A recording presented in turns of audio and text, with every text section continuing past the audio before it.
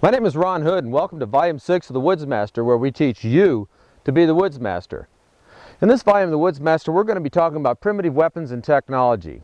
Now, most of the weapons and technology we're going to be talking about in here are ballistic in nature. In other words, you launch some sort of an object through the air, it encounters your prey, and they become yours. That's the idea. All of them rely on the same basic elements, and that's, well, the power that you put into them when you first launch them, and the accuracy that you impart as well. Now, primitive weapons and technology give you an advantage. You see, most animals that you run into in the wilderness are, well, they're quite a bit faster than you are. And they see us as kind of slow, ungainly beasts. But these little tools are going to even that score because they're a lot faster than the animals that you're going after. Well, that's the principle of what we're going to be talking about in this volume. Of course, there's the usual selection of Woodsmaster tips and techniques. Lots of neat stuff. So let's get started. We got a long ways to go. In every volume of the Woodsmaster, I like to show you a few of the tools that we're going to be using during the making of that volume of the Woodsmaster. Now, you might have already seen this little gadget here. This is something that showed up first in Karen's video, Cave Cooking. This is the latest of the Gerber multi-tools. Now, I know there's dozens of different kinds of multi-tools out there, but this is my favorite for a bunch of different reasons. Let me show you one of them. First reason is it's easy to open up. Just snap of your wrist and the jaws jump right out and it's ready to go. See there? Something else, every one of the little tools that's in the handle of this thing is lockable. This device here locks them into place. So what I'll do here is I'll show you, I'll just open it up, I'll just unlock it by pulling it back like so and extract one of the tools. See, they just come out nice and easily. There's no friction to hold them. Once they're out, if I release that tool, that little lock, excuse me, it holds it right in place. Nice thing. There's something else that's really special about this one here. I'll just pull out this one particular blade. You can see that it's got a little saw blade on it. Now, a lot of them don't have saw blades, but this one does. And this blade is special because it's not just a regular old saw blade, it's a jigsaw blade. That means that you can pull this thing off anytime you want. If it gets dull, you can replace it easily for 75 cents or so. You can also put bone cutting, wood cutting, metal cutting, and so forth.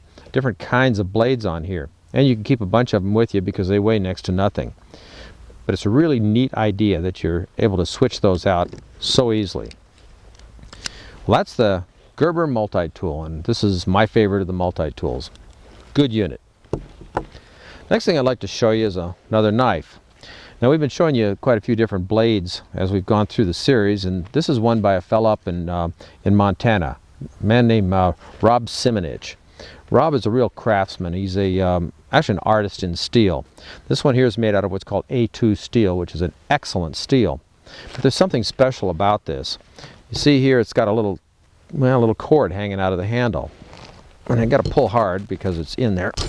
Whoop, and out it pops. A secondary blade. Rob calls these a parasite blade. And it's a nice little carver, animal cleaner, and so forth. But it's real handy because it sits right up here in the handle of the knife itself. So I've got a small one that I'll get in there and do some work with. And you're going to see this thing doing a lot of work as we go through the video. I really like this knife. It's got a good balance to it. And this one has about a 9.5-inch blade. Now, Rob can make them in any design you want with any length of blade you like. So I'd like to suggest that you get in touch with Rob Simonich in Clancy, Montana to get your own custom blade. Now, if you can't afford a custom knife, I've got something else here that's pretty darn close to being a custom knife. These are excuse me, a couple of blades that are made by a fellow named Mike Fuller in Idaho Falls, Idaho.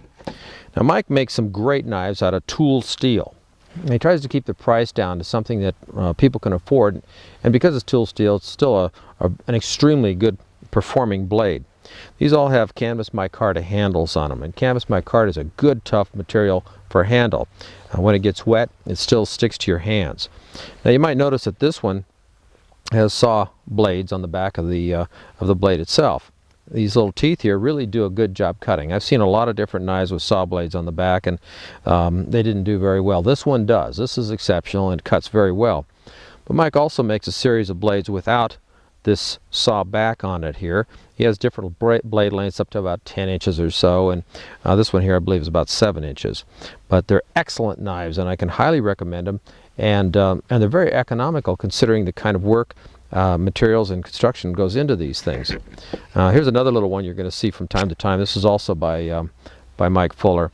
I'm not sure what the name of it is. We call it the Jeff knife, but it's a tight little knife. You can see it has no handle slabs on it or anything like that, and it's cool for getting in there and doing some tight carving or cleaning animals or what have you. But you'll see these knives as we go along. I was so impressed with the value of Mike Fuller's knives that I asked him if he'd make one specially for us on my design. So he agreed, and here it is. We're calling this the Anaconda 1 and the Anaconda 2. The Anaconda 1 has a 7.5-inch blade, and the Anaconda 2 is a 9.5-inch blade. But they both feature the micarta handles, and they've got a bone scoring gouger right here on the back to help you split up those bones. And it has a lot of other nice features to it as well. Well, that's about it. You've seen the principal tools that we're going to be using in this volume of the Woodsmaster, and there might be a few others, and I'll try to describe those when we start to use them. But let's get out there and put them to work. Long ago, the only two weapons that mankind had at their disposal was their teeth and their hand. Now, that wasn't very much when compared to the competition. And we may have been slow moving, but there's one thing that wasn't slow moving, and that's our brains. So it didn't take us long to figure out how to make weapons. And it probably started out with a stick and a rock. This here is probably our earliest attempt at hunting tool construction. And this little devil here is still a good thing to use for self-defense and for hunting. But like every other projectile weapon, the keys to using it are accuracy, power, and range. Accuracy is important, but so is range and power. Range is important because it allows you to reach out for some distance and whack that game. And this is particularly important when you're taking down large, dangerous animals. Now, power is also part of the equation because, well, you might have something that has great range and accuracy like a blowgun, but it can only take down just the smallest animals. So you want all three: range, accuracy, and power. There's another element that we add to this, and that's expediency. How easily can you make this tool from the materials at hand? So when you watch this video, we're going to try to evaluate everything with respect to range, accuracy, power, and expediency. As you may already know, in the Woodsmaster videos, we follow the rule of enough. It's good enough, fast enough, and close enough. We do this for a reason. We know that whatever you make in the wilderness has to work. And you can make something that works fast. You can make something that works good, but you can't make something that works fast and good. And usually in a survival situation, we're in a hurry. Now, there's a lot of ways to do everything that you see in these videos. And occasionally you'll hear people say, well, I know another way to do that. I think that's great. There's a lot of ways to do everything. In fact, let me show you a little something here with this piece of wood. Let's assume for just a moment that this piece of wood here represents about 100,000 years of the human's experience on this planet. And let's subtract that by about half. In other words, let's split it in about half. So this little section right here represents, about 50,000 years.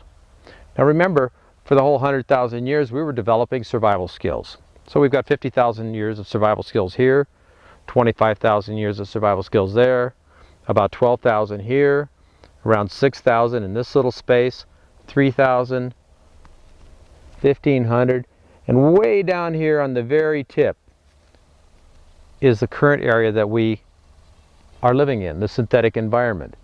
This entire time range here is the amount of time we've had to develop survival skills. Sure, there's going to be a lot of ways to do everything. And one of the important things about survival is that you find another way to do it. Innovation is one of the keys to survival. Think of a better way? Do it. First thing we're going to do is start collecting materials for all the projects we're going to have in this video. And I'm going to start out with this piece of twisted up willow here. It's got a lot of interesting shapes on it, and I think we can turn a few of these shapes into something usable.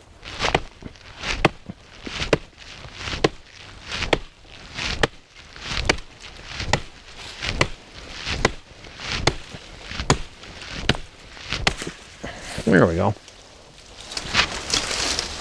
This ought to be enough.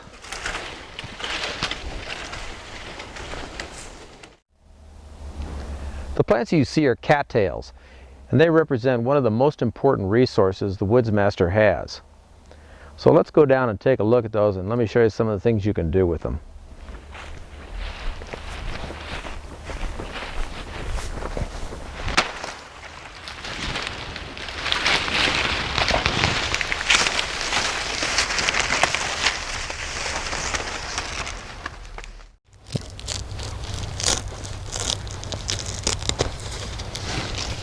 There we go.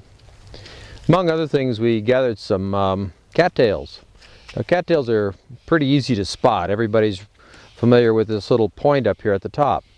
We're going to be describing a lot more uses for the cattail than what you're going to see in this video. Karen's next video is going to show you how to prepare the edible portions that are on the end here, as well as some business with the roots. Let me show you what else is interesting about this plant, though. Past the point when this thing is edible, we have it where it's got this little point on it here, this little tip. Let me show you something about that. Just pop it open like this, and you can see how it starts to explode, and this fuzzy stuff starts to come out. Look at this. Neat, huh? Well, that fuzzy stuff makes an excellent tinder. You can strike a spark into that pretty easily. It also makes a good insulation. It's a lot like down. If you have layers of clothing, you can put this stuff in between those layers of clothing, and it will help to protect you from cold weather. It'll also get you sneezing, because this stuff will crawl up your nose like a pile of ants. So be a little bit careful with that. And understand too that since it's a tinder, if you've got your clothes packed with it, you don't want to sit too close to the campfire. Now, something else about this that I like a lot. I'll just score it here like that. Pop off that end. And you can see it's got a little shaft, a little stick in the middle. Watch this. If I start to peel away at these leaves like so, you'll see that we have a nice straight shaft. In fact, that's the principal reason we're going to be using it in this video. These will be arrow shafts. There's lots of them out in any kind of a stand of cattails. Now, you might notice that it's not quite straight. I'm going to show you a trick for straightening these things out. And what we're going to use in this video is a system that's called the 4-shaft tail shaft. In other words, the arrow itself will be made out of this relatively soft, lightweight wood from the cattail. Then I'll have a little harder piece of wood at the tip, and mounted in that harder piece of wood will be the actual arrowhead. So that's how we're going to put our arrows together. And real handy stuff, but I'll show you more about that. One more thing I want to show you. It's the leaf. Now, a lot of people might discard these leaves, but they're actually kind of handy. You see, you can take these leaves and using a double twist or reverse twist, no, I'm not twitching, I'm twisting here, system, like you saw in volume 1 of the Woodsmaster, you can make this stuff into cordage. In fact, it makes a pretty good cordage. Not extremely strong, but it will hold things together. And there you go there. You can see in just a few seconds I made up a little piece of cordage. And I can use this for tying stuff together, like the things that I gather. So that's a little bit about the cattail, and you're going to see some more stuff about it shortly. In order to refresh your memory on cordage construction, let me show you the technique again. Now, as you see this, you may miss it the first time, but remember, you've got a VCR, so you could rewind and watch it again. It's really pretty simple, and once your fingers learn the trick, bingo, it's second nature. Well, in order to start with something like the cattail leaf, what I've done here is selected a leaf that's fairly moist. Most of the leaves today are kind of dry, but that's okay. And I fold it over about in half, so you can see it's folded over like so. Now, I'm going to call each of these things a fiber bundle instead of a leaf. That makes it a little easier when you hear the word fiber bundle again. What I do is I take the top fiber bundle, that's this side here, and I twist it away from myself like so. Then I bring it around in front of the other fiber bundle like so. Pinch it.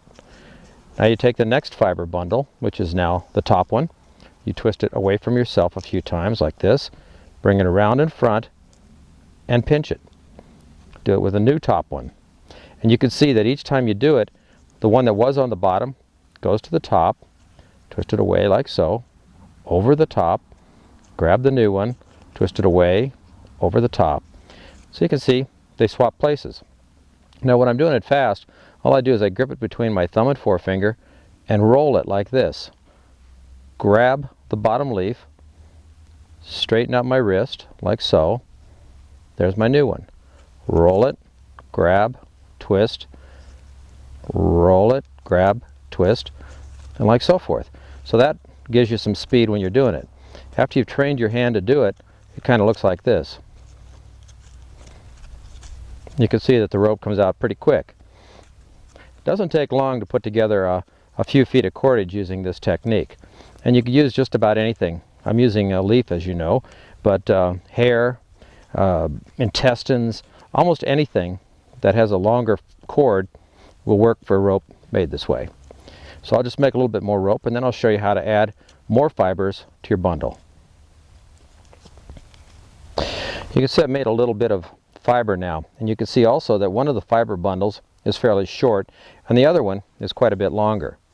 That's when you add new fibers. I'll just take another leaf and lay it right down on top of the other leaf. You can see they're just parallel like so. And all you do is you grab that new bundle consisting of the short one and the long one and start twisting like so.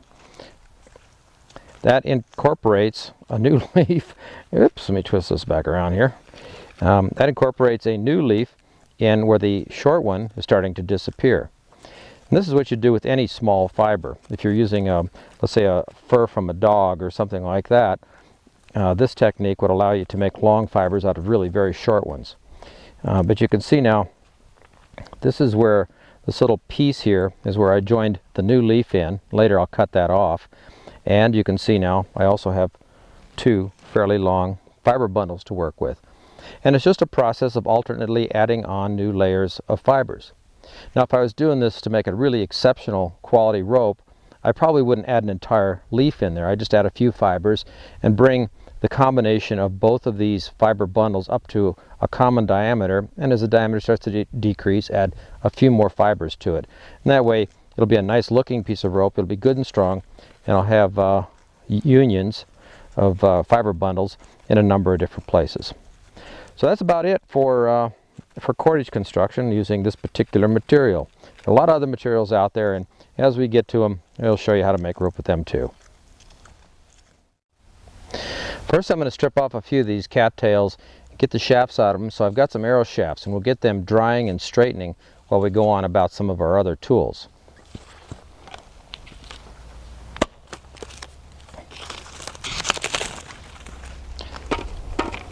Well, there you go. There's about 10 arrow shafts right here. Now, it's important to realize that with an arrow shaft, well, it's good to have them straight. We all have heard that phrase, straight as an arrow. Well, how do you check to see if it's straight? Well, there's one way, of course. You look down it and you say, well, that doesn't look very straight. Another way to do it, and straight enough for an archer, at least the kind of an archer we're going to make, is you just roll it down your hand like that. If it wobbles, it's not very good. So that's one test. It's just a little field test for how straight it is. Now, in order to straighten these, there are a lot of different techniques. One technique involves having a nice straight shaft, something like an axe handle or a walking stick or something like that. But we may not always have a straight shaft around which to bind these, and that's what we're going to be doing. What we're going to do is we're going to bind these together as a group, something like this, nice and tight down here, here, here, here, and so forth. That way, as these things dry, they're all going to be held straight against one another, and hopefully the collective mass of these things will end up being good and straight enough for our arrows. Because remember, we're not going for 100-yard shots. We just want to shoot the little guys close up. So that's what we're going to do. This is some cordage I made up out of yucca fibers. It's a real good fiber for making rope, and this stuff is pretty old, but I think it'll do the job. Now what I'm going to do is start by just putting a piece of the fiber in between a couple of these sticks, about like so. That's good enough to hold it, because we're not going to be going too tight. And then I'm just going to fold it over like so, and start wrapping down the length of the bundle, like so. Now this doesn't have to be so tight that it damages the shafts. In fact, that's something you want to try to avoid. All we're doing is holding them together long enough for them to dry together. And the rope should be strong enough to do that. In fact, I could have made cordage rope out of just the cattails themselves and used that to bind this bundle together. That would have been the expedient way to do it. But I figured since I had this other cord, I'd use that. There we go, we're coming up to the tip now. That's pretty good. Now you can see we've got a smaller bundle here because we've only got a few really long shafts. The longer shafts are going to end up being spear tips or spear shafts here. There we go. Just about there. Boy, I think that looks pretty good. Just pull that down in so. Wrap it around one more time and pull her down in like so. And that'll do it. That'll put a little twist on this top one, but it doesn't make much difference. So that's it. Now we've got a bundle of arrow shafts that I'm just going to set aside to dry while we pursue some of our other construction.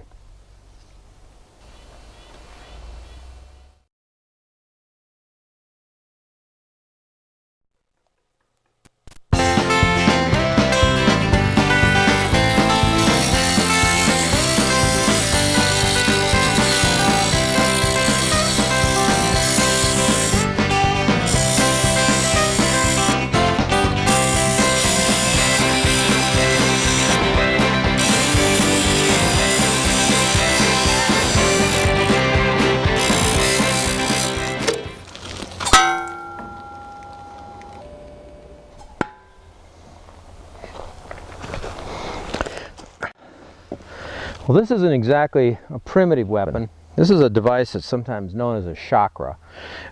This is my own kind of modification of it. Well, anyway, it's in there pretty good. It's made out of an old saw blade. I'm going to show you how to do that. But there's a lot of uses for this little tool. In ancient times, they used to use these as weapons.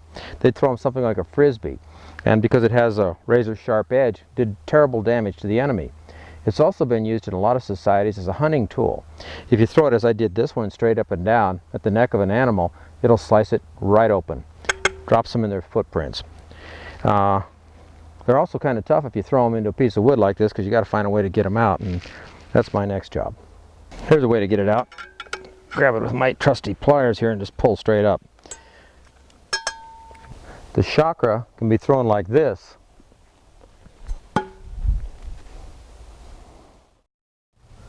or you can throw it straight up and down like this. So there's the chakra. Now the chakra has some real limitations. It takes a lot of power, it doesn't have much range, and the accuracy is limited by the amount of practice that you put into it.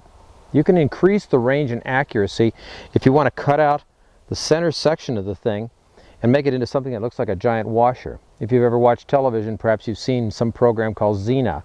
She carries one around. In fact, in ancient times, the washer type chakra was put on a stick and spun around on top of the stick and then released. And they had a lot of range, a lot of accuracy, and great power because of the extension of the stick. How about expediency? Well, it takes a grinder and a saw blade in order to make one of these things, so it's not something that you'd make in the wilds. But making one before you go into the wilds might not be a bad idea, because there's some other things you can do with one of these that you might not have thought of. The other use for the chakra involves a piece of wood. Let me show you how we do that.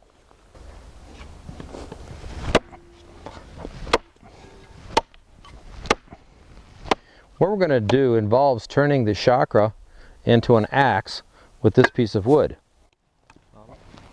And start cutting a slot.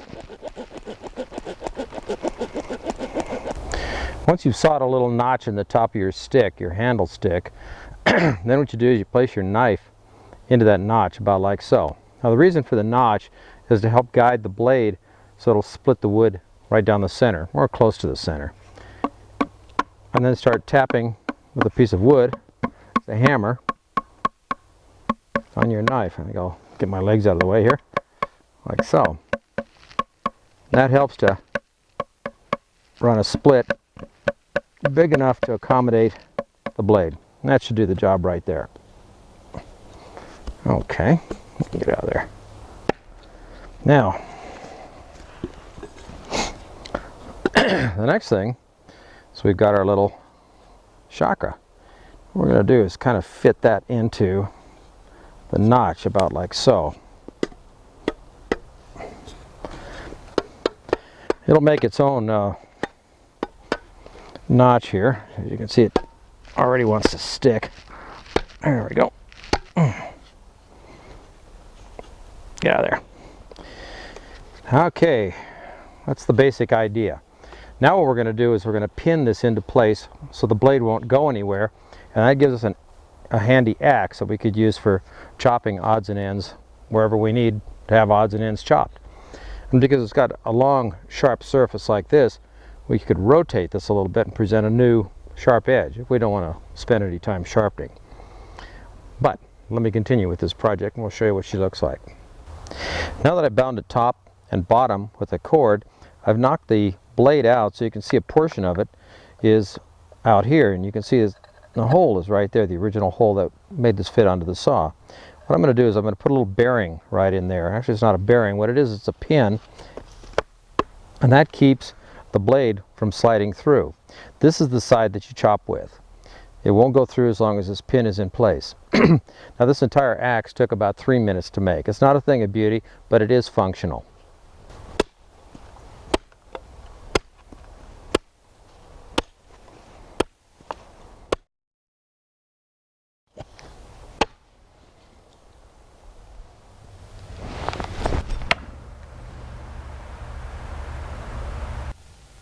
Now you've seen what the Chakra can do. Now the Chakra is pretty easy to stick because it has, well, it has points all the way around, or at least it has an edge all the way around.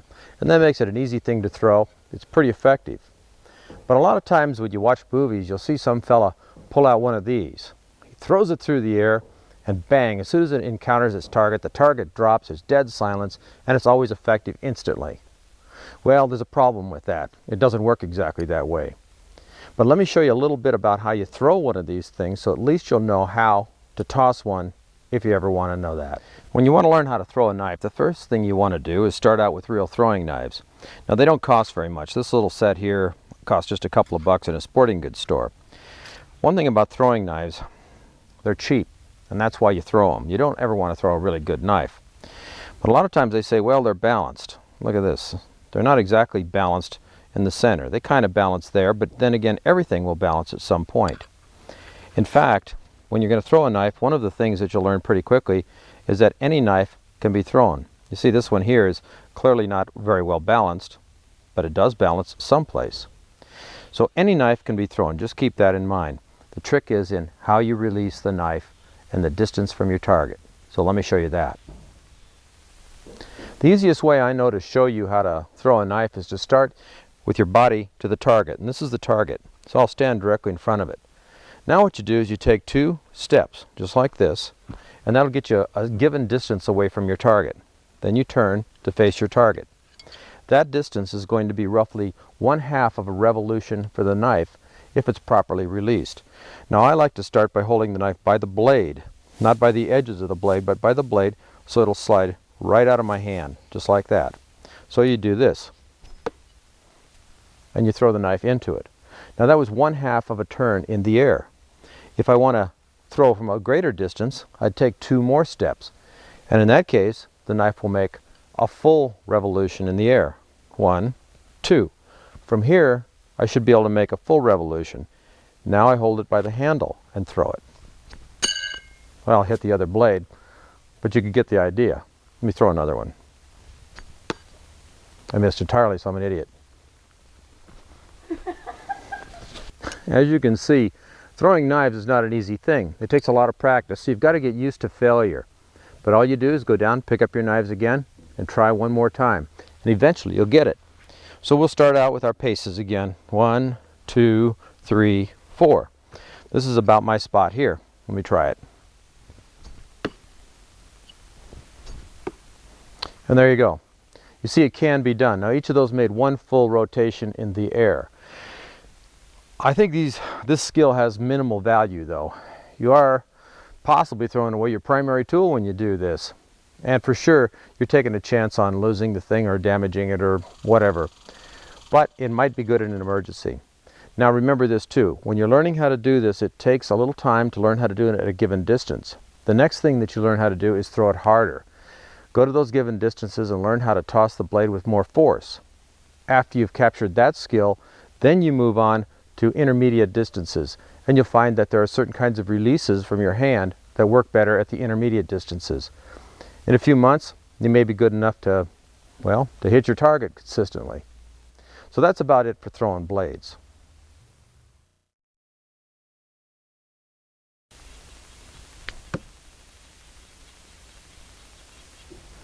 One of the limitations to the throwing knife is it only has one point to make.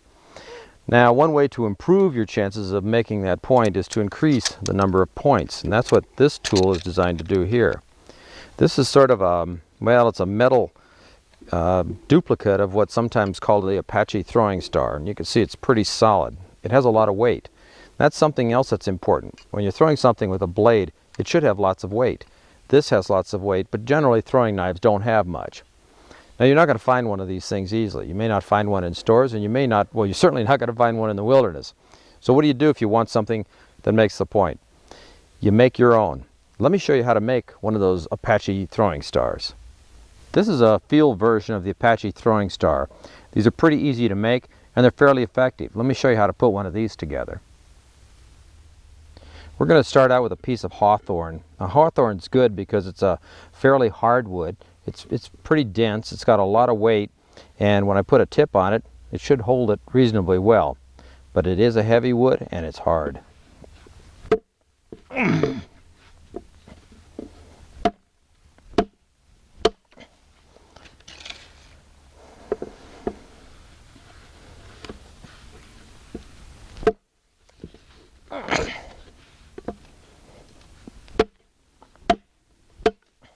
we go. Start by cutting two pieces of wood roughly the same length. You can see that's about what I've got there, and you can judge by the thickness of my thumb about how thick the wood is. After you've cut those, the next step you want to take is you want to put a kind of a tip or a point. This is just a temporary point on each end so you can get your balance about right. I'll explain that to you as soon as I get my tips on.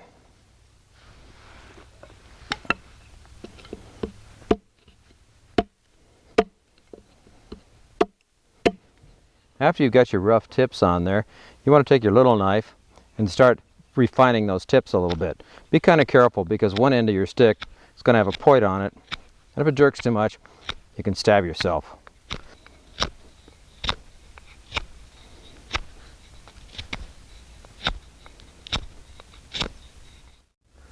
A quick tip about the points. We can take these tips here and use them just as they are. Or I could fire harden them, which would make them even tougher. But there's another thing that some Indians would do.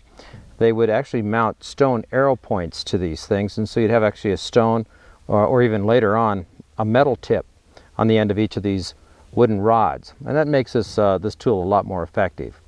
But for our purposes, we're just going to carve a couple of quick tips on it, and then I'll show you how to make the rest of it. The next step is to find the balance point of each of the sticks. And you can see the stick is pretty well balanced. You'll also notice that one side appears to be a little longer than the other. Well, the only important thing is balance. It doesn't make much difference if one is a little longer than the other. Now I'm going to grab it about the middle of that balance point, like so, and I know between my thumb and forefinger is the point where it balanced. So I'm going to make a little mark in there with my knife to kind of remind me where I have to make my next cuts. So let me check that out, see if that's about right. Whoopsie daisy. Looks close enough, good enough, well enough. Now I'll move on to the next one. Repeat that with the other stick. You'll find it'll naturally rotate to its proper position if it happens to have a little bend in it. This one here, let's see, it wants to jump around some. I'll roll my finger, and there we go. That's the balance point on that one. So I'll grab it again, and I'll make a little mark approximately where the balance point is. And then we go on to the next step. This is the point at which this stick balanced. Now I'm going to take the tip of my knife and drill a little hole. It doesn't have to go in far because it's only used as a marker. So that's roughly the balance point for this stick. Now what I'm going to do is take my little knife here and score kind of a line a little ways below and above the balance point. And I'll show you what that looks like in just a minute here. There you go. Now you can see I've made a little area here, a little scored area. What I'm going to do now is I'm going to remove the bark from this area. The reason for that is this. Excuse me, the bark will tend to compress when you make the final assembly on it.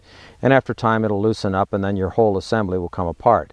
So what I'm going to do, is just use those two little lines I scribed as a sort of a guide for removing the bark from this tool. Like that.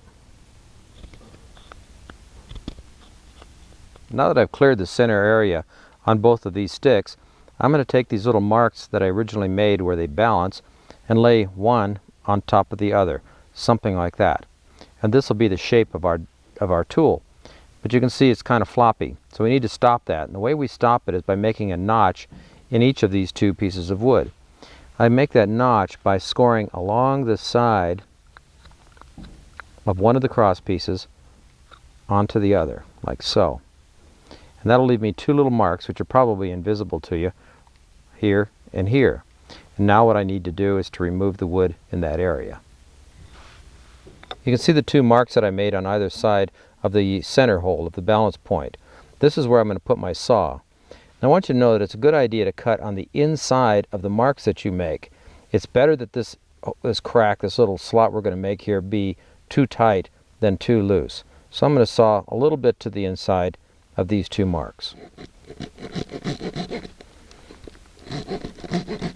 Like that, Kuma?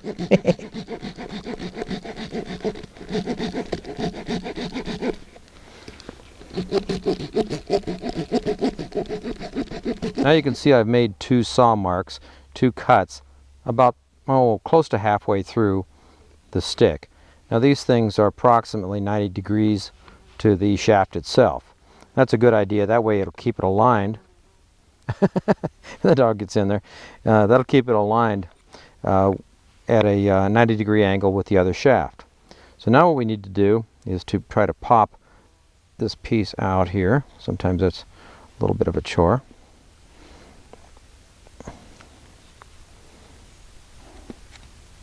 There we go. Just kind of pick at it a little bit and it'll start to tear apart as you go. Hopefully the wood won't blow apart on us here. I'll have to probably get in here and do a little bit more carving, but it'll come out. There we go.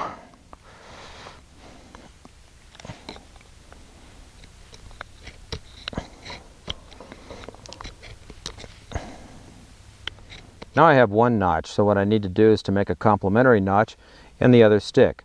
So what I'll do is I'll just lay it right on top, again using that little hole I drilled as a guide, and it'll sit something like that. But you can see it's a lot sturdier now. Again though, I have to scribe my gouge lines, so I'll just flip it over like so. And again, using my knife, I'll mark where I need to make my saw cut. There we go. Back to work.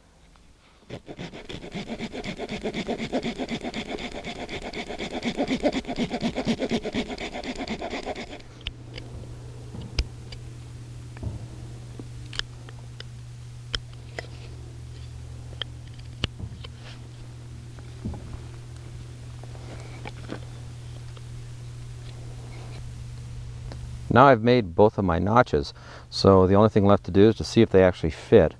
So I'll just roll this one onto there and push a little bit and wiggle and scream and moan, and looky there. It's a nice tight fit. And that's what you're trying to achieve, is something that's going to keep these from wiggling back and forth. Now we're going to bind it with some cord, and that'll keep this combination together, and we'll have our finished Apache throwing stick. You're all familiar with the 7-strand parachute cord that we've been using throughout the series. Well, we're going to be using that to tie the two pieces together again. Except there's one little thing I want to show you here. There's no need for all the strength of the parachute cord, so I'm going to remove the inner lines and set them aside for another project. I'm just going to use the outer sheath of the parachute cord for this project. Now let's show you how that can be used. First thing I'm going to do is make a little loop over the top of the throwing star like so. Then I'm going to take this cord and wrap it around at different angles. First I just went that way. This is kind of up to you. You don't have to do this in the same way that I'm doing it, but the idea is to trap that little loop about like you see here. I'll take a couple of swings that way and then I'll wrap it around like so and come up behind. Again, it's not real critical that you follow any special pattern. I know some folks would like you to believe that you need to do that, but you know, it's expedient. What do you feel like doing? Let's get it on. Get this thing made and get it out there in the field working for us. So I'll just wrap it a couple more times in various and sundry directions here. It isn't going to be a thing of beauty, but heck, we don't care about that. As soon as you've wrapped it around a couple of times, you can see I've got this loop sitting up here. Now I take the tail end of the cord that we're working with, push it through the loop, grab the original end, pull these both like that, and pull it tight. And when I do, it'll pull that cord underneath the rest of these wraps. And again, like I said, it's not a thing of beauty, but it's functional. Take that and tie a little knot in it, like so. Try to keep this stable here. There you go. Once you've tied it off like that, you have a functional throwing star. What I do with these here is I just throw a little loop in it, tie it off to make a loop, and then I can hang it on my gear. So this is a kind of like a carrying strap, and there's your finished Apache throwing star, ready to toss. Let's see how it works. Here's a little Woodsmaster tip for you. Sometimes these things, after you use them for a while, will start to loosen up like this. Well, the way to tighten it is to tighten the cords, but tightening the cords is not a big deal. If you just take a little stick like you see here, just put it in there and start twisting it like this. That'll draw all these cords together. I'll just pull them around like so. There you go. It's nice and tight now. See, that held it in pretty good. I could tighten it a little bit more. There we go. Now you might say, well, golly, now you got this big stick on there. Yep, that's right. What I'll do is take a piece of cord, lash this stick down on either side, and use it like I normally would. It's not going to affect anything really. The balance remains about the same. It just has a little bit more weight. That's the extent of it. But there's a Woodsmaster tip for you on tightening up your Apache throwing star. Now that you know how to make an Apache throwing star, let me show you another way to throw a stick. The club was probably one of the first hunting tools that ancient man invented. When they discovered that the club didn't have quite enough reach, well, they learned how to throw these things through the air. And that started another generation of weapons called throwing sticks. But in the meantime, the club remained one of the most effective weapons. What do they call a boomerang that doesn't come back? A stick. Even a throwing stick isn't designed to come back. This looks a little bit like a boomerang, but it's not. It's a throwing stick. These are really easy tools to make for hunting. They have good range, excellent accuracy, they're very effective, plenty of power, and they're expedient.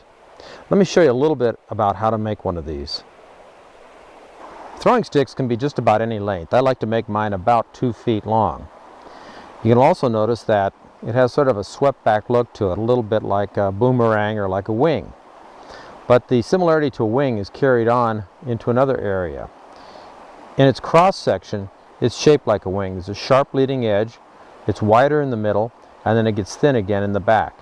And that makes this thing react a lot like a wing. When I throw it, it lays flat, spins through the air, and one end or the other is likely to encounter the animal. And these are really effective in things like covey of quail, birds in trees, and so forth. They're even good against rabbits if you have a good heavy one. Try to find a branch like this one here. You can see it has about the right curvature for a throwing stick, and the diameter is about right. It's about 2 inches or so in diameter. Now, where did you find something like this? Well, this one was right close to the edge of a stream, and that's the kind of an area where you'll find the largest concentration of these branches. Now, you also notice, though, that this one is dead, and that makes it especially nice, because when you have a dead branch like this, they tend to hold a harder edge for throwing. Because remember, your throwing stick is probably not going to hit flesh every time you toss it. It's going to hit a lot of rocks. And these kinds of dense, dead branches hold up better. Once you cut your piece out, all you need to decide is, where's that wing? So you can see it's going to be right in this area here. Now remember, this doesn't have to be a perfect wing. You're not trying to turn this thing into a 747. All you're doing is making a stick that's going to fly a little farther than this stick.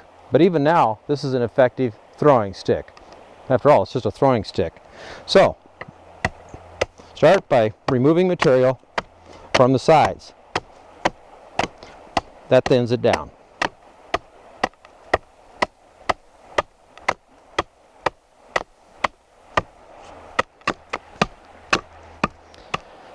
When you're doing this kind of work, you can see why I prefer larger blades. Gets that material off in a hurry. A small blade will do it, but it'll take you a lot longer.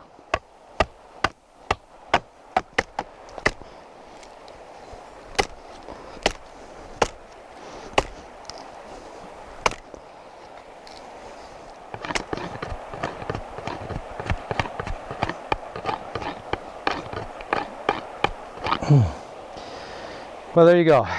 Took about 5 minutes to make a crude but effective rabbit stick or throwing stick. You can see now I've cut something like a wing out of it. It's not a thing of beauty, doesn't need to be, it's just a throwing stick. And roughly the same thing on the other side. So now it's thin on the leading edge, thinner on the trailing edge, and widen the wing area. So this should be an effective throwing stick. That's why these are so nice. They have good range, good power, good accuracy, and they're expedient. You can make them in no time at all. Great for small game and birds.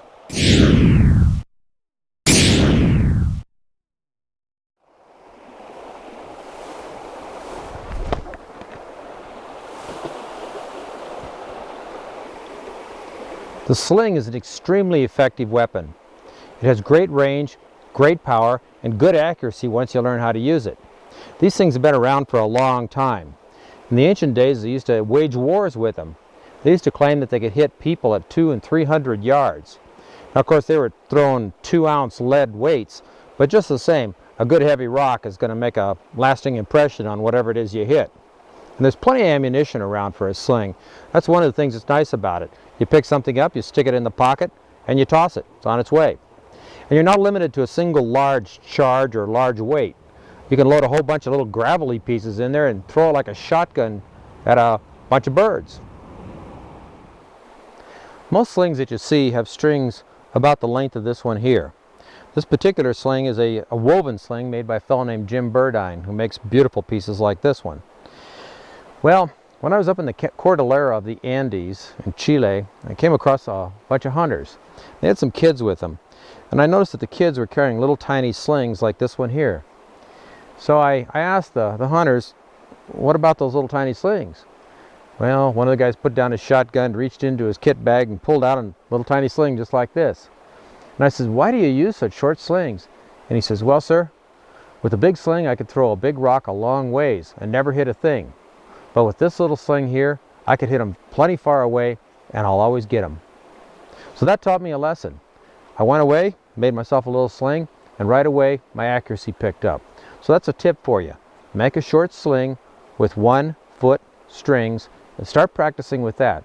And before long, you'll catch the idea, and then you're able to sling effectively with a bigger one. There's only 3 parts to a sling: 2 strings and a pocket for the rock. Now each of these strings is a little bit different. One of the strings has a little loop on it, and this loop is intended to go over your middle finger like so. The other string has a knot in it, and that knot fits between your thumb and forefinger. Now when you put the rock in it, all you need to do is let go of the knot, and the rock goes on its way. So that's the basics of the release on a sling. When you're using a sling, there's only about 3 basic motions. It's up to you to decide which one fits you best. Well, there's the underhand, where you swing up from the ground, the overhand, where you swing this direction, and over the head, something like that. Now each of these has something to be said for it. In both of the vertical swings like this, your string is going to be pretty much on line with the target that you're aiming at. So all you have to do is let go at the right time to get the trajectory to go into the right place. On the other hand, when you're swinging over your head, what you need to do is set the angle for the spin to give you the right trajectory, and then all you have to do is let go at the right point in the arc to hit your object. All of these things are learned reactions. It's not going to be easy when you start, but it's a lot easier if you start with one of these small strings and you take a single throw at your target. In other words, just hold it down and then snap it directly at your target. Something like this. And that's it. So start out that way with a single vertical sling, And I bet you'll find that you'll pick up accuracy pretty quickly. When you're making an expedient sling, you can use the string from your survival kit, the parachute cord, as the strings, or you can use your shoelaces or a number of other things. For a pocket on it, you can use the back pocket on your Levi's, the tongue of your shoe, or if you happen to have it, a nice little piece of leather like this one here. But if you're going to make one of these things before you go out, I suggest you make a good one and you make it right, so you'll be able to practice with it and expect to hit something. Let me show you how to make that pocket. One way to make the pocket for this sling is to use a piece of dry leather like this. Take that leather and put it in water. Work it until it's really wet. Get it soaking. When the leather gets nice and wet, it'll start to stretch. It'll be a little bit stretchy like so. You probably can't see that, but I can sure feel it. Work it a little bit until it's sopped up some of that water. When you feel it starting to stretch, as I pull on it here, I can stretch it. As you start to stretch it out, you'll discover that you can take a small stone, excuse me, place it in the middle of the pocket and fold it over. Now with that stone in the pocket, I'll just twist it a little bit like so, and it starts to make a stretched out area where the stone fit. You might be able to see that it's a little bit stretched right here. So what I'm going to want to do is work this piece of leather around that stone until it's good and tight, like you see here. And after it's good and tight, I'll put a piece of string around it, a little piece of cord, to hold it tight just like this until it dries.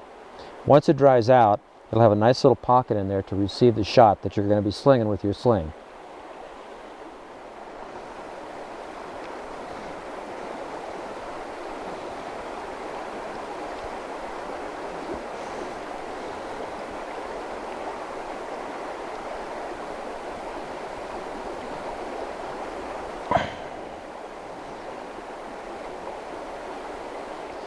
After the leather dries, take off the wrapping you put around the top, and when you open it, you'll have something that looks like that.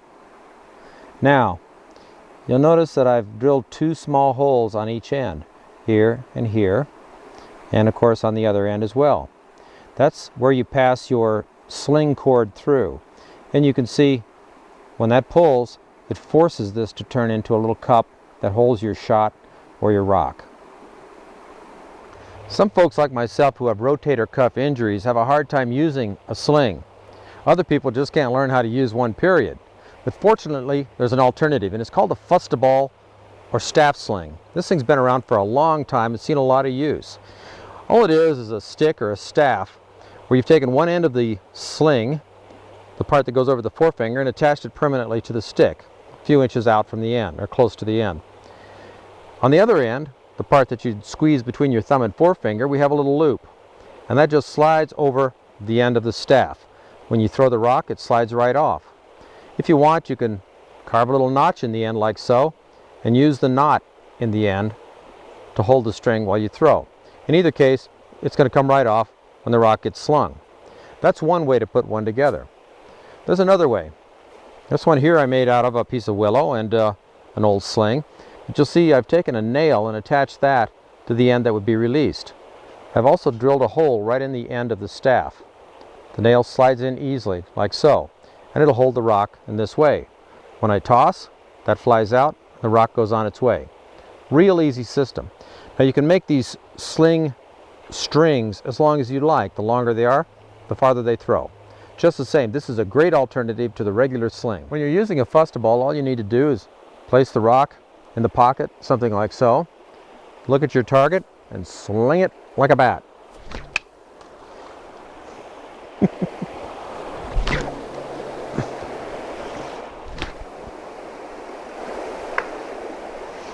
Oops. With the other style of Fustibal, you put the little nail right in the end. You insert your rock into the pocket, take a look at your target, and swing it.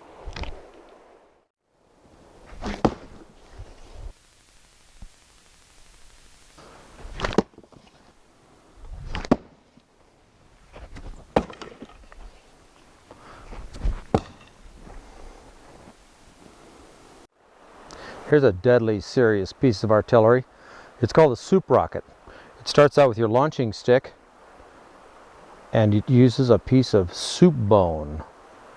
Slip it over the end of the launching stick, count down, and off it goes. Almost anything can be launched with a stick or a sling. I just showed you one way to fashion a throwing stick. There are literally hundreds of different ways to put them together, and remember that any old stick can be a throwing stick. Now both the sling and the throwing stick depend on something called blunt force trauma to take out the game. This is the shock, the power they carry with them when they hit that game.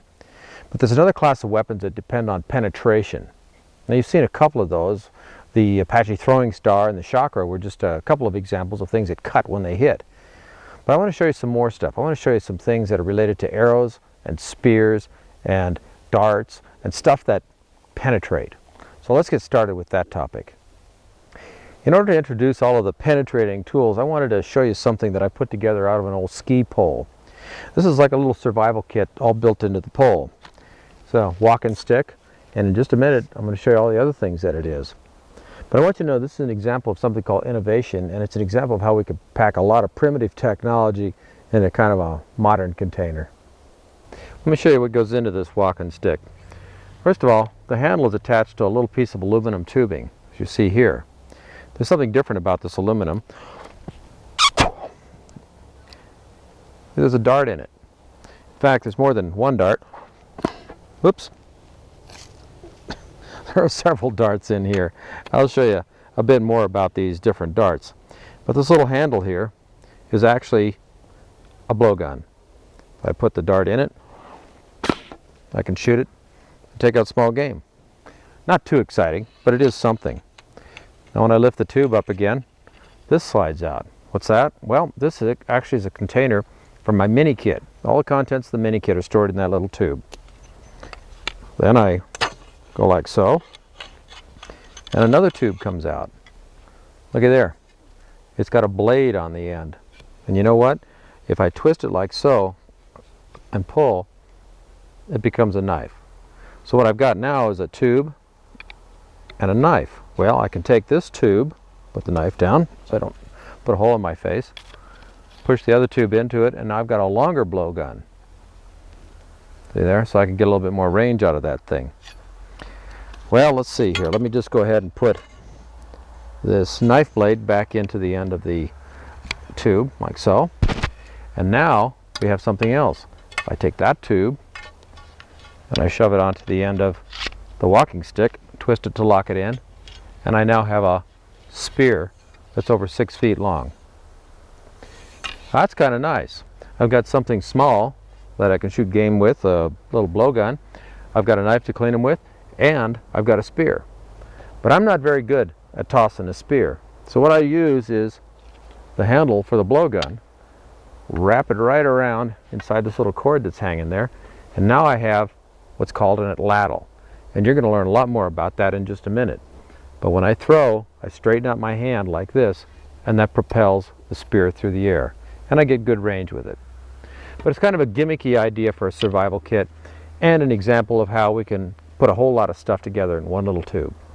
This dart is just a little piece of wood that I ripped out of a hunk of larger wood and just rounded it off with my knife and put a little sharp point on it. Now to guide this little dart, all I've done is taken some gauze out of my first aid kit and a little bit of the white lined cord from the inside of the parachute cord and wrapped it around. This gives it sort of a blob effect right on the end of the dart. This is what's going to act as a guide vein and help to plug up the tube in the blowgun. See, it fits in something like this. Now in actual use, what I do is, I hate this, wet it like so, put it in the tube, and then when you blow, you spit like so, and the dart flies out. Now not great range, and it's not going to take down big animals, but it's good for birds. Another type of dart that I can make up pretty quickly is this little thing here. And all this is a nail, an old business card, and some duct tape. What I've done is just taken a nail and made a little cone with the business card, and then taped the cone shut so it makes into a cone-shaped dart. These are also pretty effective on small game close up,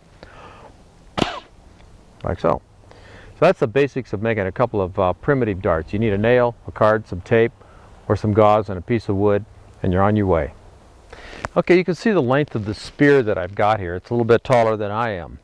Now, how do you throw a spear? Let me show you a little tip that makes it a little bit easier to throw them properly. First of all, you find the balance point. There it is, right about here. You can see here's the tip, and back there is the tail of the spear. Now, what you want to do is, with your hand, you want to be about 5 inches behind the balance point. That's where you're going to grab it. So with my fingers, I'll grip it at the balance point. I use one hand span behind the balance point, and that is where the front of my hand goes. So the balance point was here, there's your 5 inches, and this is where I hold it. That makes it point heavy, and that's what you use when you're throwing. You may also notice that also happens to be the spot where this little loop is in the cord, and that's where my little snapper, my little atlatl, is going to attach to it. This technique was used by the ancient Romans a lot to help their spear throwers. In fact, instead of gripping the spear, they put their finger in a little loop like this and snap it with their finger. And that gave them a lot more range than most spear chuckers. Let me show you the motion. I'll start out with my finger in the little tossing loop here, and then I'll throw this at an extreme close range into the target. This is just to show you the technique.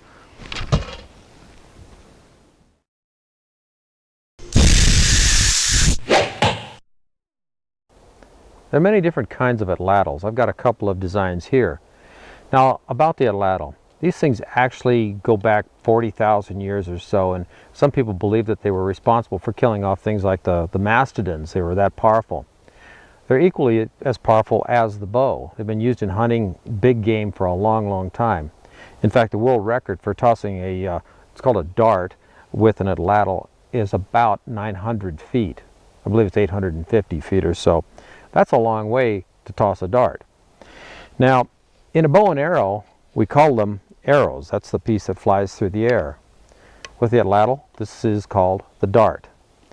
Now, let me just show you a couple of different tops on these things, and I want you to know that the atlatl's designs vary by culture to culture and eon to eon, but these are pretty common and typical ways of putting together. This one has a little hook on it, like a little bird's beak on it. And down at the bottom part here, there's a little handle. What happens is you grasp this thing with your fingers like so, and now by closing your fingers, you make it move in this manner. Well, that's pretty much the action that you get when you launch an arrow. What happens is the arrow, and I'm just using a regular archery arrow here, sits right on that little beak at the end, and you hold the arrow or the dart like so with your fingers. There's a lot of different ways to hold it. I just hold mine like this. When you throw, you use your arm, your wrist, and your fingers to sling the arrow, and it goes like so. And that drives it through the air at a very high velocity, well over 100 miles an hour. And that's true with even very heavy spears or darts. Now, when you're learning how to do this, and I'll show you how to put one of these together, but when you're learning how to do it, I recommend starting out with things like archery arrows. They're simple, they're easy to throw, you can get a lot of them for not too much money, and then you can graduate to making your own arrows. We're going to work with a couple of different kinds here today, but this one is what we're going to be demonstrating with. Now, that's one type of top. This is the beak type top. Another type that we've seen from time to time has like a little pocket carved right into the end of the atlatl. You can see it right in here. Same principle.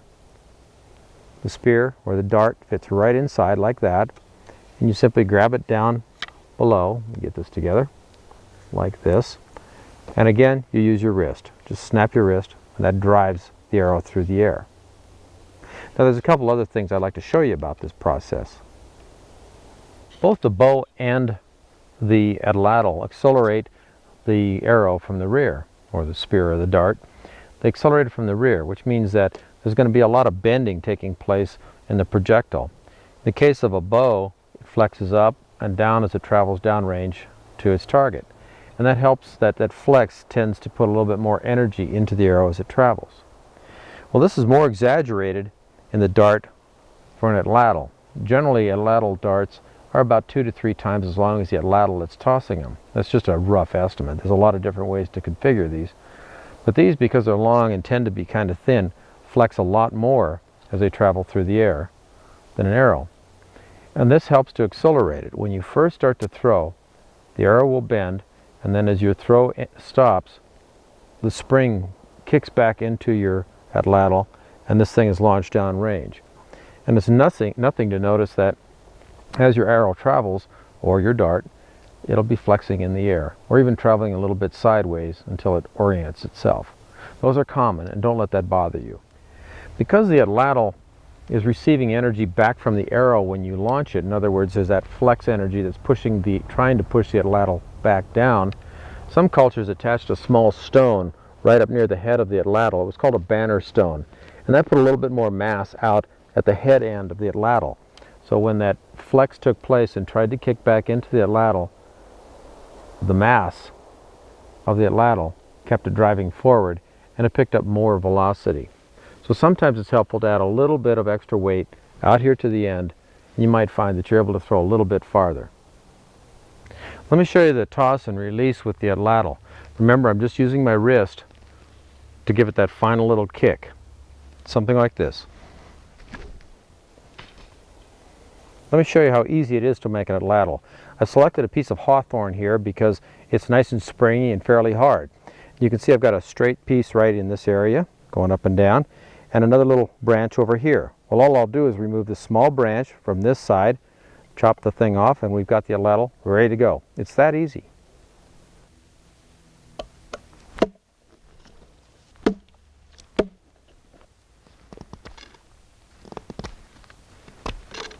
There you go.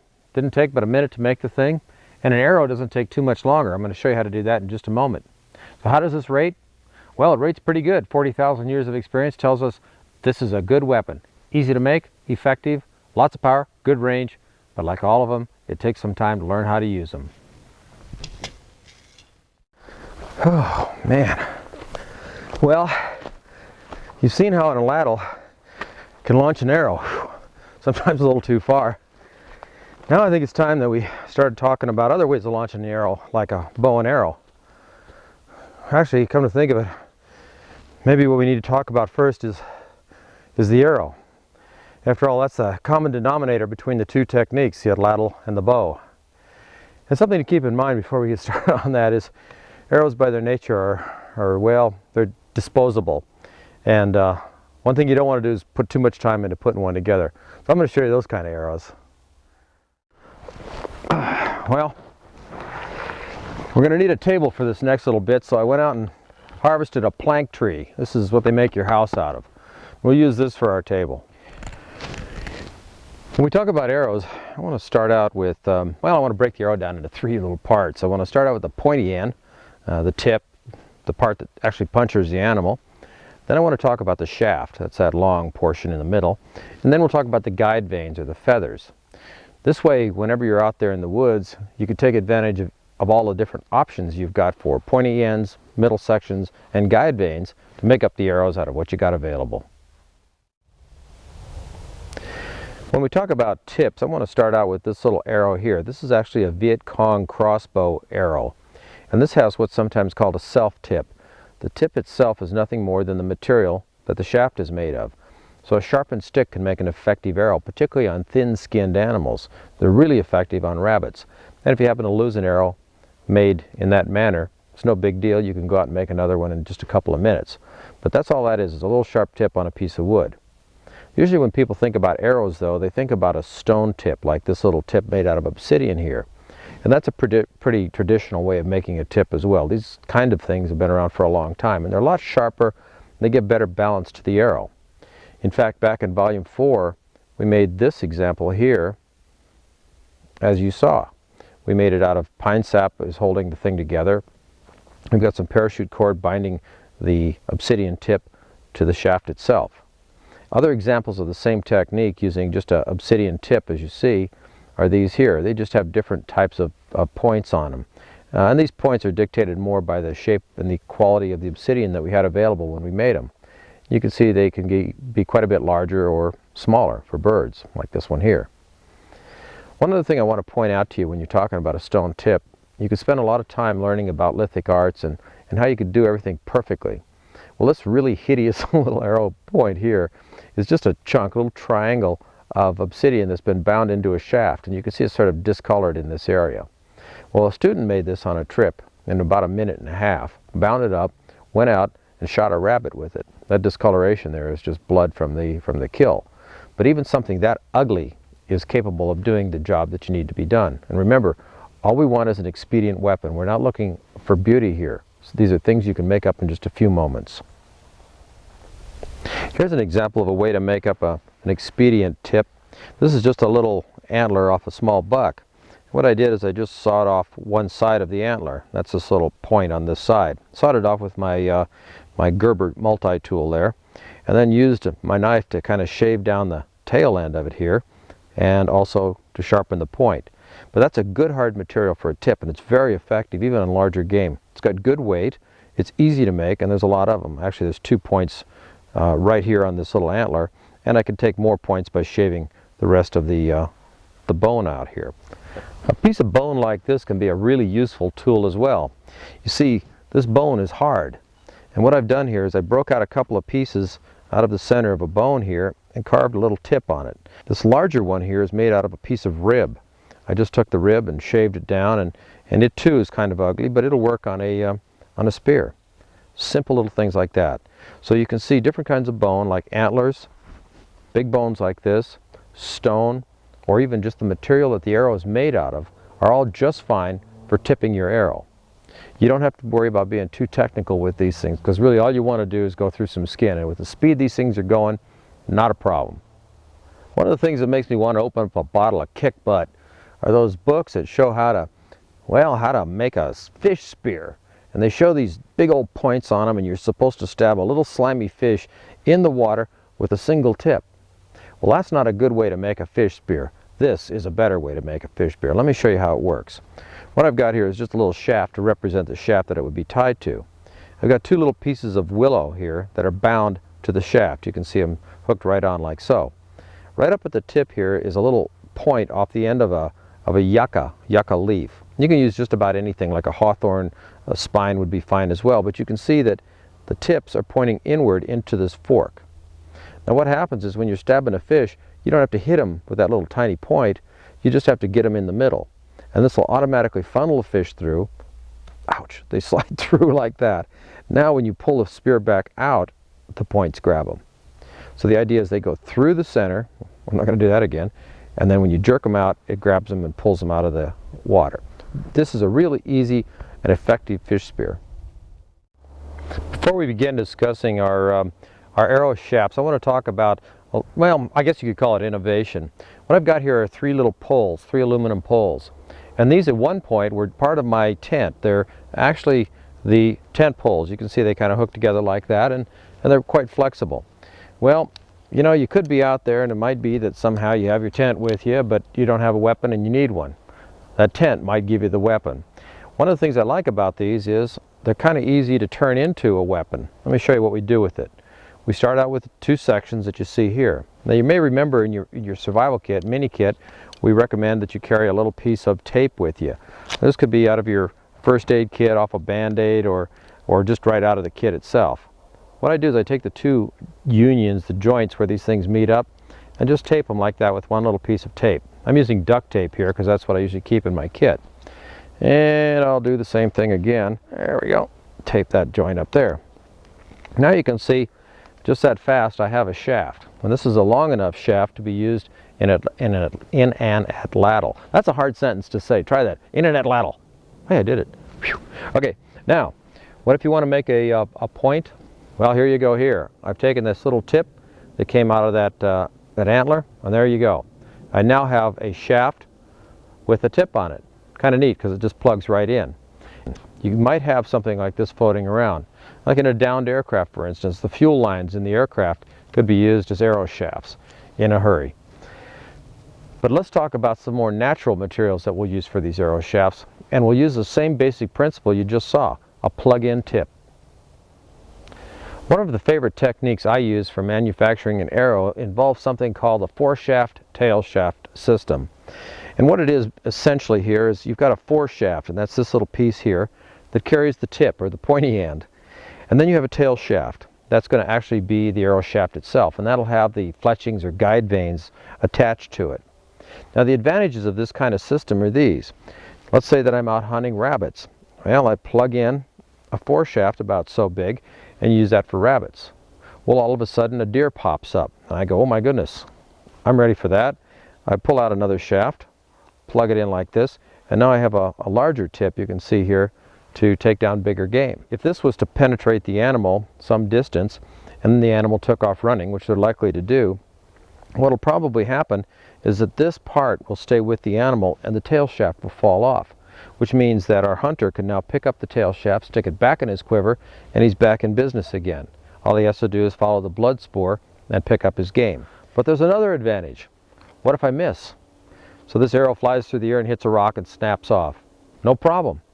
I go over, pull off the foreshaft, stick on a new foreshaft, and the arrow's back in business. You see, there's a lot of advantages to using this. In addition to that, all I have to do is manufacture these little short arrows, and I can carry a bunch of those around with me. There's another advantage. You see, when you use this system here, it's really nice to have a good hard wood or dense wood to hold the point itself, because there's going to be a lot of impact in this area. And sometimes when you hit something, the shaft will actually split. Well, this is bound in there good and it's nice and hard. But sometimes it's hard to find a good, long, hard arrow shaft. So what I've done, if you remember, was I collected a whole bunch of shafts from the cattail. Now those cattail shafts are really soft, and if I just bound in an arrow tip and shot something with it, it probably wouldn't work at all. In fact, it doesn't even have very much weight, so it's not going to fly very well. But with this foreshaft plugged into that tail shaft made of cattail, now I have a good balanced arrow that's nice and long, good and straight, and it's disposable. So you might consider the foreshaft tail shaft section for an expedient arrow. Let me show you a little bit more about putting those together. On that little Viet Cong arrow, all they did was take a piece of bamboo, split out a small section of it, sharpen the tip, as you've already seen, and then they cut a little split right at the tail section of the arrow itself. And they took a piece of bamboo leaf and folded it over and cut it so it looked like a triangle. And that's what they've got for a guide vane on here. And then bound the tail with a little piece of, well actually it's parachute cord. And that made it. This is the arrow, that's all there is to it. And these things are good for up to maybe 50 or 60 feet, believe it or not. But that's usually plenty good enough for small game. But let me show you some other ways of putting guide vanes on your arrows. These are the wing feathers from a road-killed raven. Let me show you how to take some of these feathers and turn them into some fletching or some vanes for your arrow shafts. Now, the system I'm going to show you is pretty quick. It's based on the notion that, well, you can split off the parts you want right off the feather.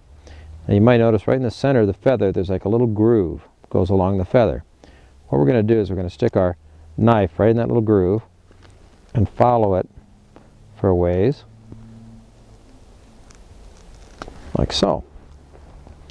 And you can see how it's split right on the portion of the feather that I cut there. I'll just tear that off. Now you can see we've got part of the vane already set to go. Now what I'm going to do is I'm just going to take my knife and I'm just going to trim off the remaining feathers on this one side of the quill, like so. There we go. Not doing a great job, but then again, we're in a hurry. The next thing we want to do is we want to get in here into the back on the other side of the quill and slice off the bigger feathers here. They're actually cut, and all I have to do is pull them off like this. You can see now what I've got is my basic feather. All I've got to do is use this little tail section down here and up forward here to bind it to the arrow shaft. So what's going to happen now is I'll take that feather and I'll bind it just like this to the shaft. Remember these?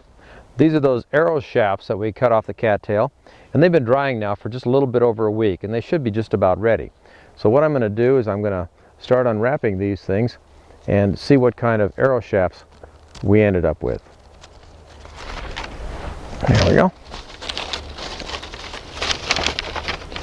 Well, we got some good ones here. Let's take this one here.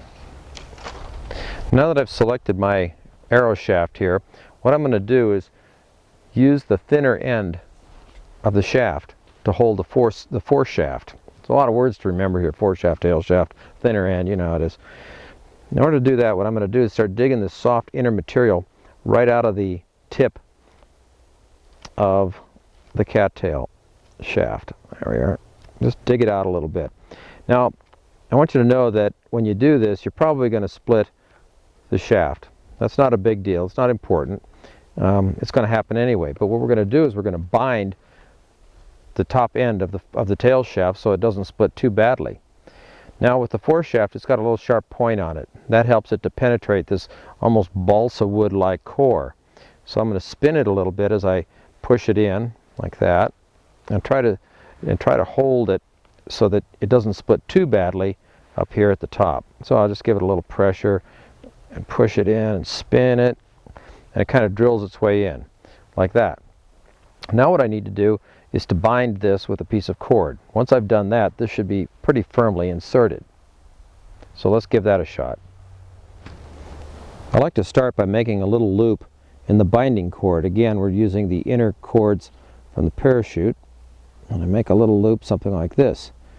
Now what I'm going to do is start wrapping from the bottom end towards the tip until I get right up to the tip.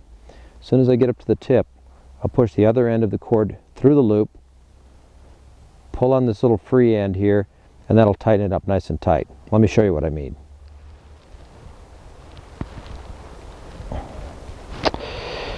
Well, that looks about right. That's pretty well got it bound up. Now I pulled this nice and tight. Now what I'm going to do is push this long end through the loop, if the wind lets me, like so. And down in here is our short end. So I'll pull that, like you see. If I can get at it. There we go. And when I do, that draws that cord right down inside. So now this is nice and tight on there. And I can either cut these and melt them, or I can tie them off on the top if I want to. A lot of times I just let them sit like they are, slice them off. But now our tip fits in there good and tight, and it's securely held and well bound at that point.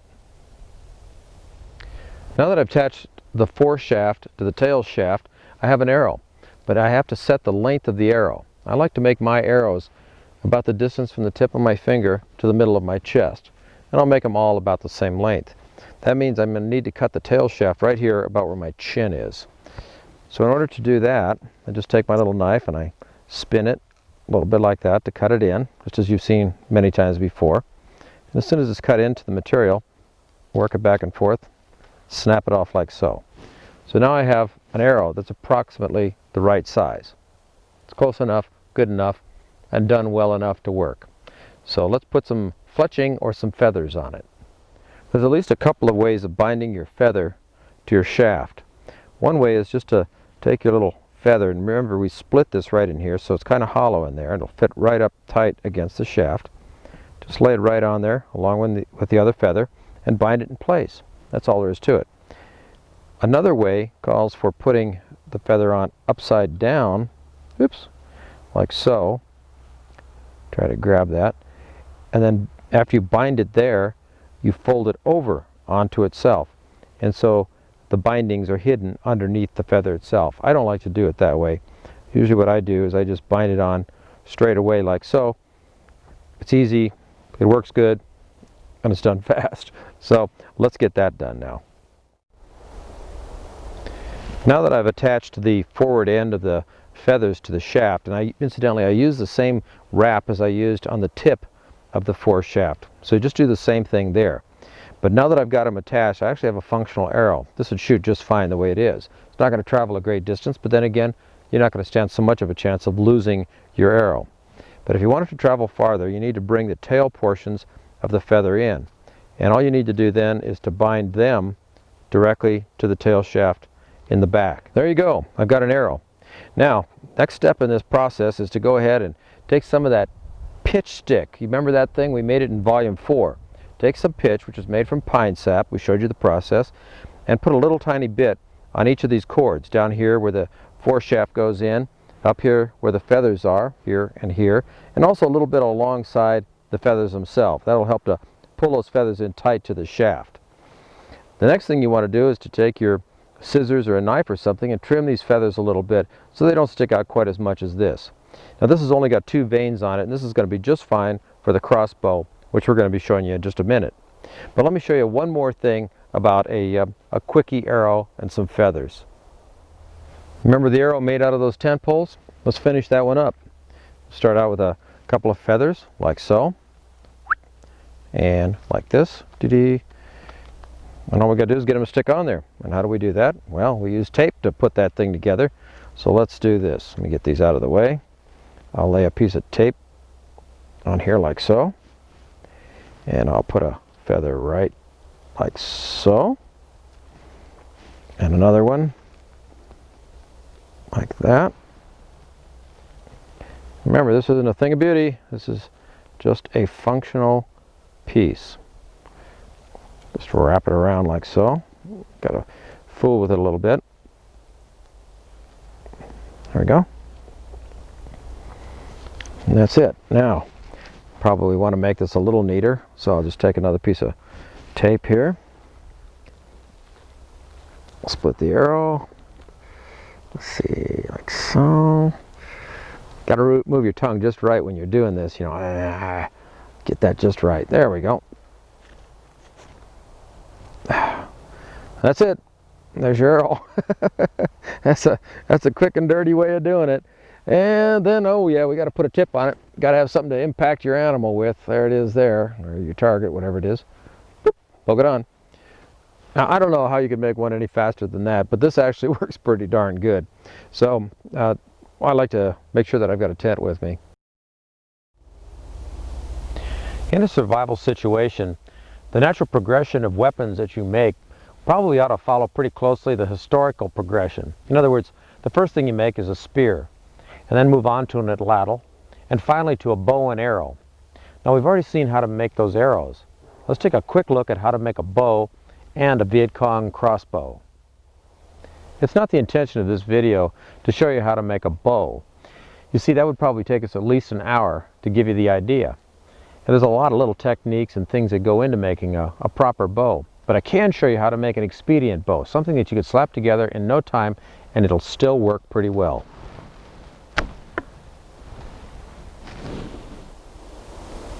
An improvised bow is pretty easy to make. In fact, back in volume 1 you saw how we make a fire bow. And here's my fire bow right here. See, the fire bow can actually be turned into a weapon.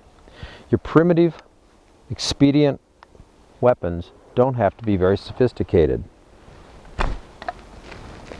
In fact, most of the primitive weapons you're going to make are going to be fairly weak. They don't take a lot of power.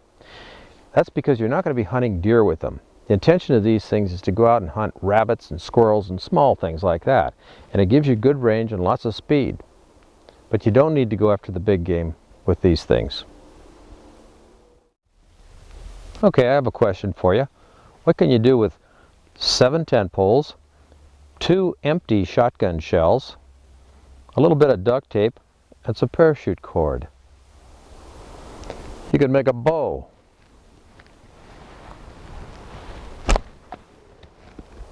The first thing I want to do is show you the difference between a loaded shotgun shell and an empty one. I know most of you know what that is, but if you don't know, here's how you tell. In an empty one, you can stick your finger down inside like so. In a full one, you can't. That's one way to tell. Just stick your finger all the way in there, and if you can get it in there, it's empty. That's good enough. The shotgun shell that I use here is called a high base 12 gauge. You find these laying around in the field all the time. Now what you're going to want to do is when you find one of these things, it's going to have a primer in it. And that's this little thing right in the middle. There's a little button right in the center. You're going to need to push that primer out. You could do that with a stout stick that's small enough to hit that, or with your Swiss Army knife or Gerber tool or anything like that. Even a nail will punch it right out. But knock out that primer. After you've got your 2 shotgun shells and you've knocked out those primers, tie a knot in one end of your parachute cord. This has got a little loop in it, and that's a good way to start out. Take the end without the loop and pass it through the hole where the primer used to be and right through the shotgun shell. Then take the cord that comes out of the mouth of the shotgun shell and push it down inside the tent poles like this. I'm going to put two tent poles together in this manner. After you've threaded it through the length of the two tent poles, then thread it right through the center of the second shotgun shell, like this. So when you pull on it, the shotgun shell slides right up onto the tent poles. And now you have a threaded tent pole with a shotgun shell on each end. Next, push more tent poles down inside that shotgun shell until it's filled up. In this case, it takes 3 of the poles. Once you have the assembly like this, you have the basic bow. But you can see that the unions are all in the center, and that's a weak spot. And we're going to need to fix that somehow. How do we do that? Well, we add another tent pole so it overlaps that weak center section. And then we just tape that on the ends.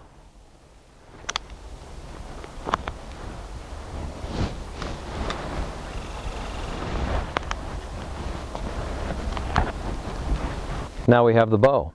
All we need to do is to take the long end of the string, pass it through the loop up here, pull it tight, put a couple of loops in that cord so she doesn't go anywhere, like this. And as soon as that's done, we have a bow. It's as simple as that. Watch.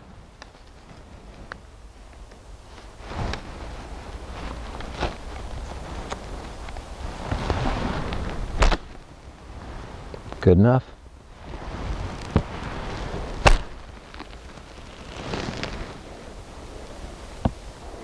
So why did I take out that time to show you how to make a bow out of tent poles? Well, because it's an example of innovation. I wanted to show you that anything with a little bit of spring can be used to launch an arrow. But there's another challenge in there, getting that arrow to your target.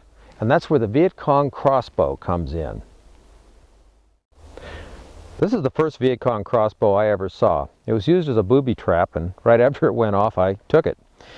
What's important about these things is not that the crossbow you end up making looks exactly like the ones they made, but that you learn that there are ways of putting these things together. The critical parts on these things are pretty much just the stock and the trigger. You've already seen that you can use almost anything as the bow itself. But what's nice about a crossbow is that you can aim it like something that you're familiar with. In other words, you look right down the arrow and you pull a trigger, just like a gun. The arrow goes where the arrow is pointed. That's pretty much all you need to do.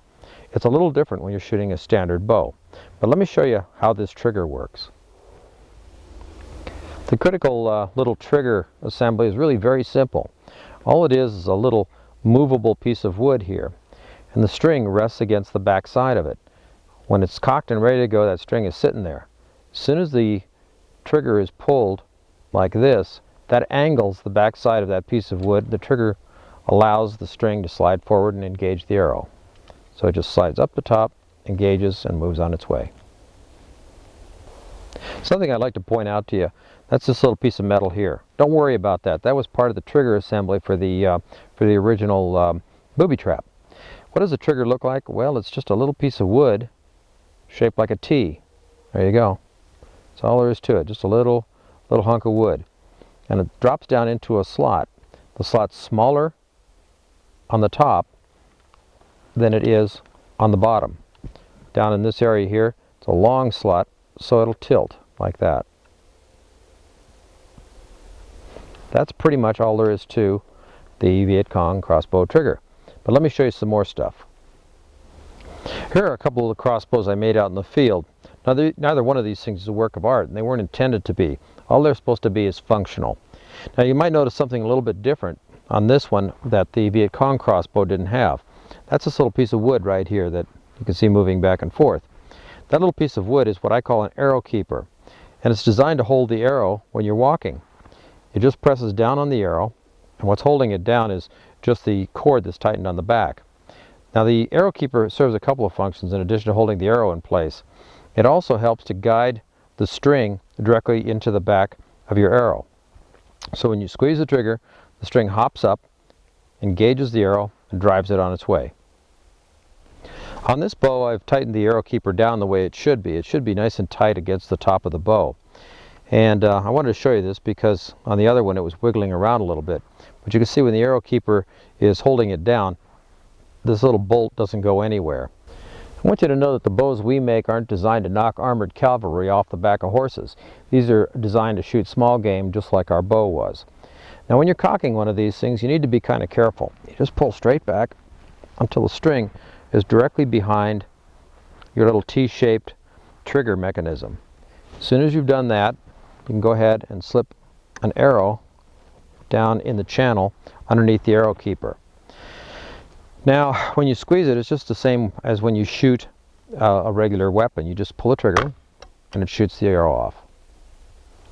These little arrows here are from a pistol type crossbow that I picked up at a surplus store.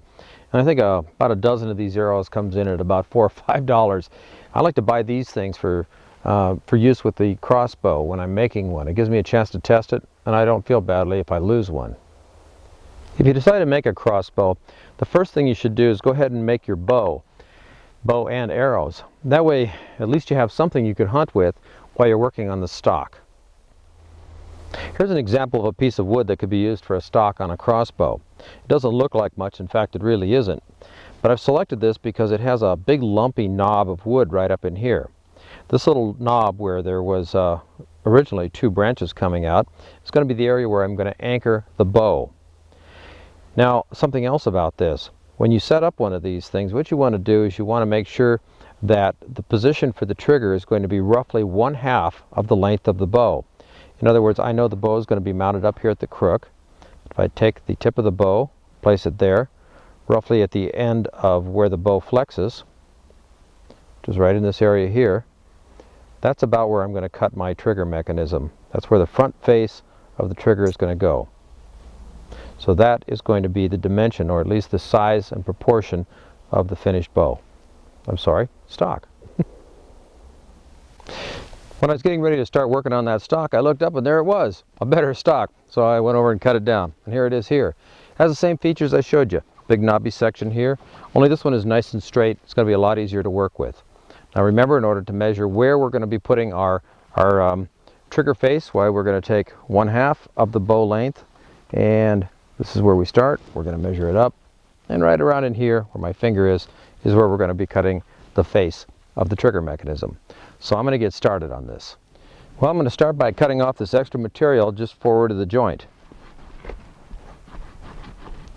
Now that I've sawed that off, this is the area where the bow is going to go. Next step, cut the stock off to the right length. I know that the front face of the trigger is going to be about where my thumb is. So what I'm going to do is add about 4 inches or so as a gripping area. So I'll cut it off about this length. Well, there's the blank. Now I know that my trigger is going to go right about here, and that's where I'm going to make my next cut. But I also need to decide what's going to be up on the bow. I know that the front face of this is going to be holding the bow, and we need some place to lash it to. So that means that this portion here is going to be the top of the bow, and my cut will be made right there. You want your trigger cut to be as close to 90 degrees as you can make it. And I'm going to go down about halfway through the branch. I like to make 2 cuts. This one here is for the trigger face, and this one here is so I can pop this chunk of wood right out of there.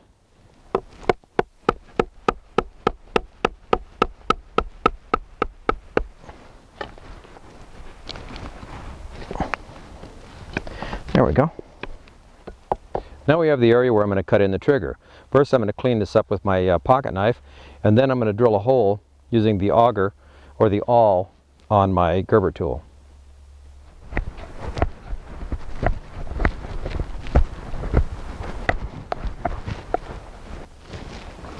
Okay, I'm drilling right up against the trigger face here, and it's right in the center of the piece of wood. As soon as I get through as far as the awl will go, I'll start in from the other side. Once the wood is nice and soft in there, I'll start whittling with my knife until I've made a little channel to carry the trigger. Now that the awl is all the way through, I'm going to strip off this bark right here, and that'll give me a cleaner surface to work on in order to cut in that larger opening for the bottom of the trigger housing.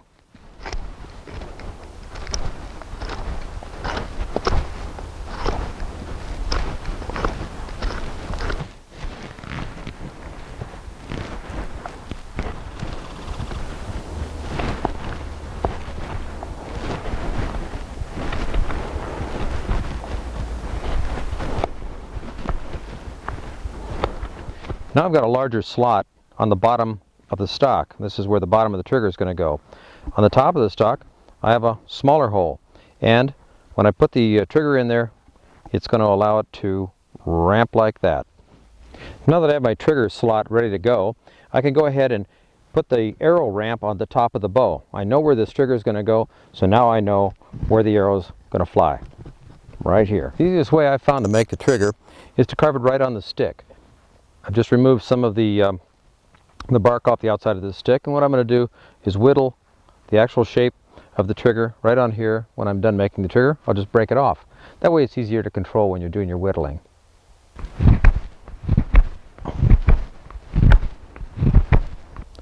Once I've carved it into a flat piece of wood roughly 1/4 of an inch thick, I can start on my next step. The next step is to mark the where I'm going to be cutting in for the T of the trigger.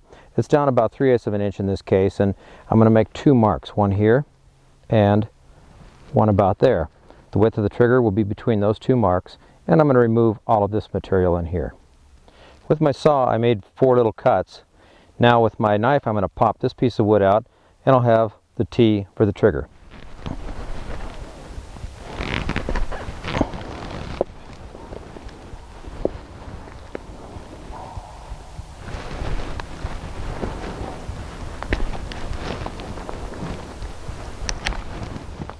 Now I have the T for the trigger. All I need to do is to refine the lines a little bit on it, and I'll have the trigger.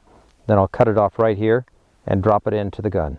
Because it's attached to the top of the stick like this, it's easy for me to get in here and do those little refining cuts that make this into a good trigger. There we go. Trigger's in place. Now you'll notice if I pull back on the bottom of the trigger, it slopes, and that would release the string. But you'll notice also that if I do that, it's going to hit the top of the bow. The top of the stock rather. The next thing that you do is to carve the top of the stock to match the trigger, and the trigger assembly is finished.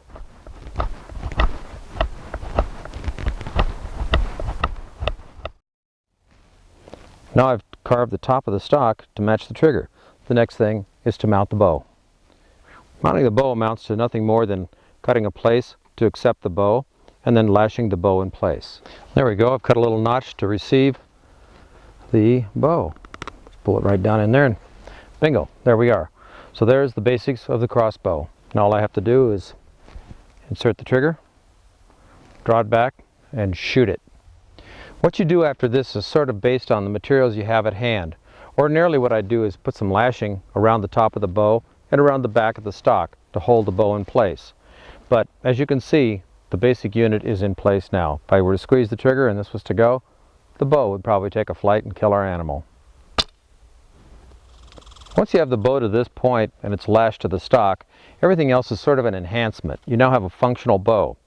One of the things you might consider as an enhancement is to carve a little groove right down the top of the stock, and that will tend to guide the arrow.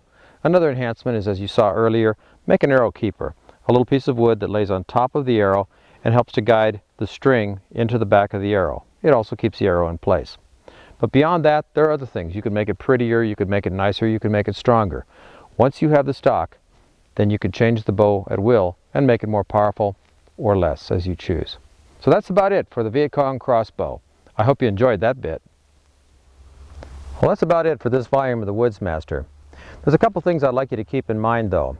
One is, be very careful with the weapons that you make that you learned about in this video. And 2, whatever you make, be certain that you keep it away from children. They can injure themselves or perhaps another person. Well, I guess it's about time to take my bow and arrow and head off into the woods to look for some dinner. See you on the trail.